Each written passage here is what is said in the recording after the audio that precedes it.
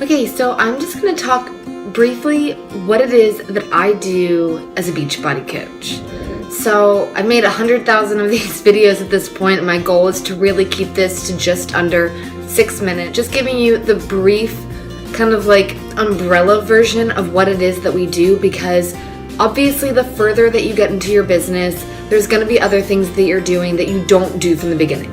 For example, when I first started, I did not have a Facebook like page. I was not using Snapchat. I was not running my own team page. I didn't make videos like this. I didn't run a behind the scenes group. So what you do initially as a coach is so different from what you do once you kind of get your footing, or you have more time, you have more flexibility in your schedule because you went part-time in your other jobs, so you're able to dedicate time to all the fluffy stuff.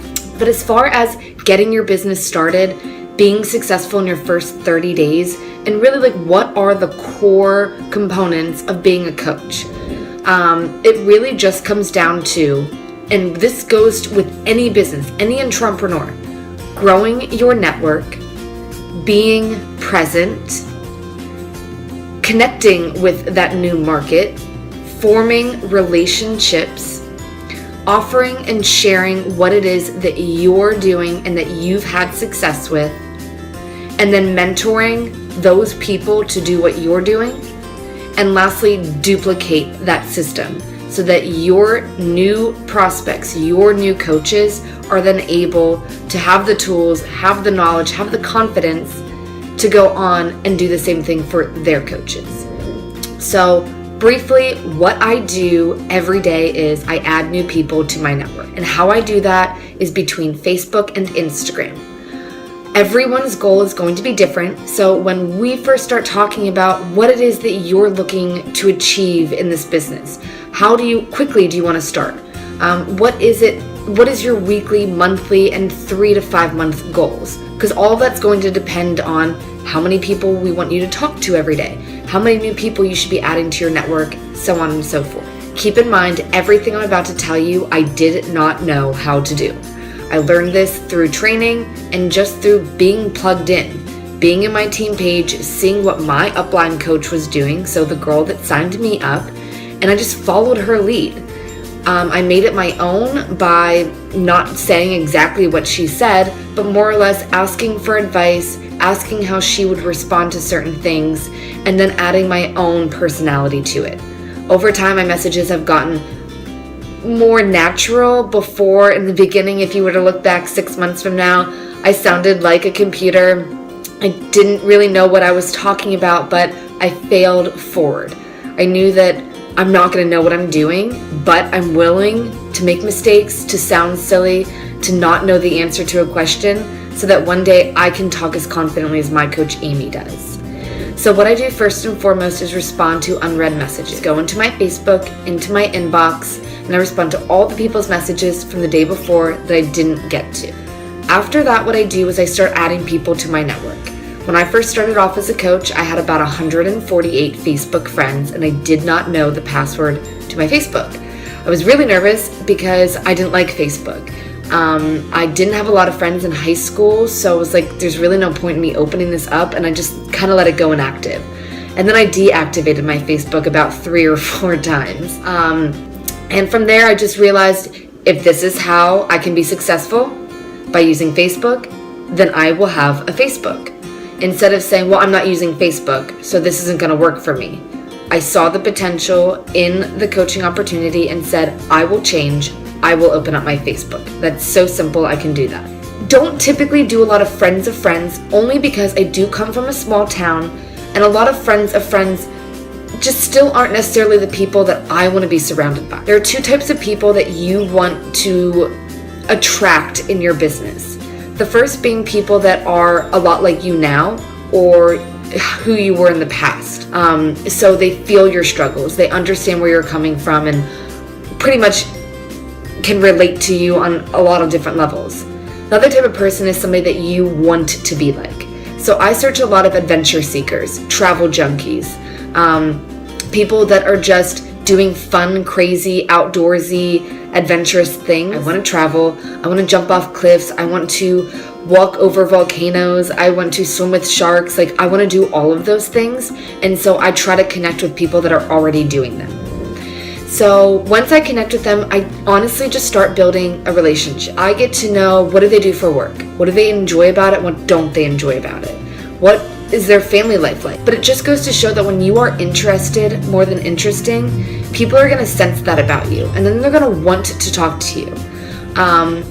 And the good conversations are with the people that are obviously asking you questions back, but you just play that by ear and kind of get a vibe for how that's going. I definitely like them to kind of follow my posts, see what I'm about before I would ever invite them to do anything.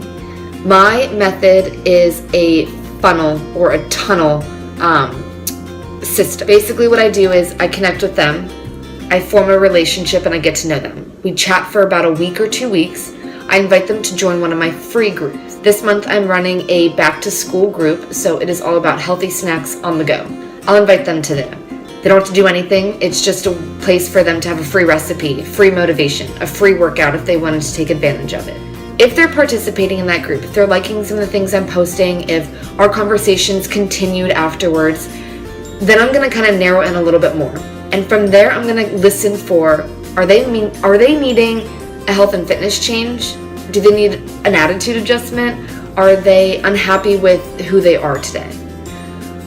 Or are they needing a career change? Do they hate their job?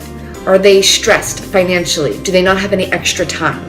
They don't have time to work out. They don't have time to do the things that they want to do anymore because they go to work, they come home, kids, extracurricular activities, laundry, dinner, bed, repeat. So I listen for those. And sometimes it's both. And from there, what I do is I share my why video with them. And it's a video that I've personally made about who I am, why I became a coach, and why I continue to do it. From there, if they're still feeling it, they're feeling good about it, they're just curious, and I always bring this to notice and say, this is just a conversation. Even if now isn't your time, you know everything to get started whenever you feel ready. But you just have to keep in mind that life's not going to wait around for you to be ready. So sometimes you just have to start even though you don't feel like you know anything, because sometimes when you don't know anything, you're so eager to learn that you pick it up even more quickly than if you were to say, let me figure everything out before I get started. Because if it's on your time like that and you're waiting until you're ready, you're never going to start. So from there, what I do is I introduce them to a few people on my team, and I connect them with people that have similar situations as them. Because I want them to hear that, yes, this person is going to get their master's right now. They're also interning, or they're in clinicals, or they're in med school, or they already own their own business that's a part-time thing that they've started 20 years ago. And they're just looking for something else part-time that they can do at home to kind of create some more financial stability to focus on their passion. Whatever it may be, I know there's a coach on our team that can talk to them.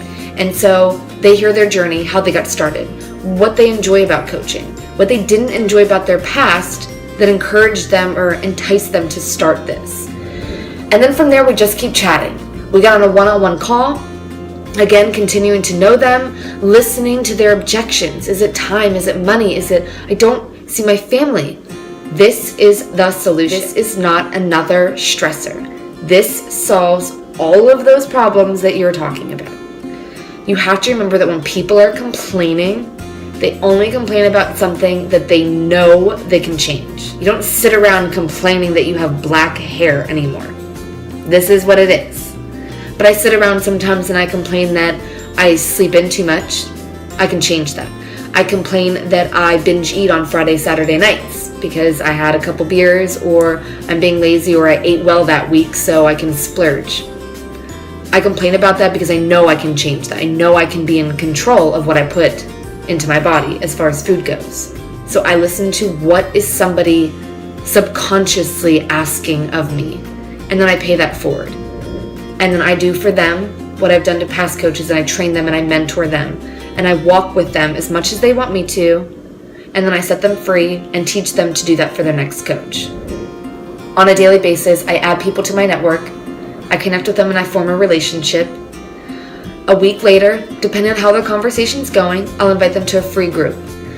Afterwards, I kind of just gauge their activity. If they're still engaging in conversation with me, if they're participating more on my posts, they're interacting with what I have to say, then I'm going to dive a little deeper into that conversation and go either the fitness route, so that I can be their coach and help them reach their health and fitness goals, or I'm going to go the coaching route. And I'm going to listen to how can I help them change their life and create an amazing future for their family. That is really how simple this business is. It's not hard to do. This business model is so simple. You can do this with or without a high school degree even. It's not easy to do though. And what I mean by that is you have to do a little bit every day. And so please ask some questions below. If I didn't clear anything up, that's just the overdraft of everything. Obviously, I'm going to show you more one-on-one as we're Snapchatting throughout the day. Thanks, guys.